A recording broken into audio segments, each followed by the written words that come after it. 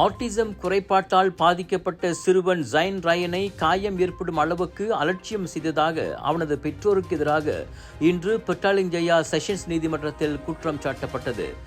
எனினும் 29 வயது ஜைம் இக்வான் மற்றும் இஸ்மானிரா அப்துல் மானாஃப் ஆகிய அவ்விருவரும் தங்களுக்கு எதிரான அந்த குற்றச்சாட்டை மறுத்து விசாரணை கோரினர். 6 வயது ஜைன் ரயனை பராமரிக்கும் பொறுப்பை கொண்டிருந்த அவர்கள் காயம் ஏற்படும் அளவுக்கு அவரை புறக்கணித்ததாக குற்றம் சாட்டப்பட்டுள்ளனர். கடந்த ஆண்டு டிசம்பர் 5ஆம் தேதி நண்பகல் மணி 12க்கும் டிசம்பர் 6ஆம் தேதி இரவு மணி 9:55க்கும் இடைப்பட்ட நேரத்தில் அவர்கள் அக்குற்றத்தை புரிந்ததாக தெரிவிக்கப்பட்டது. முன்னதாக கடந்த ஆண்டு டிசம்பர் 6ஆம் தேதி வீட்டிற்கு அருகிலுள்ள சிற்றோடைக்கு அருகில் சிறுவன் ஜைன் ராயனின் உடல் கண்டெடுக்கப்பட்டது. அவனது கழுத்திலும் உடலிலும் தற்காப்புக்காக போராடிய காயங்கள் இருந்தது சவப்பரிசோதனையில் பின்னர் தெரிய வந்தது. இவ்வேளையில் நேற்று கைது செய்யப்பட்ட ஜைன் ராயனின் தாத்தாவும் பாட்டியும் 24 மணி நேர விசாரணைக்கு பின்னர் இன்று போலீஸ் உத்தரவாதத்தின் பேரில் விடுவிக்கப்பட்டனர்.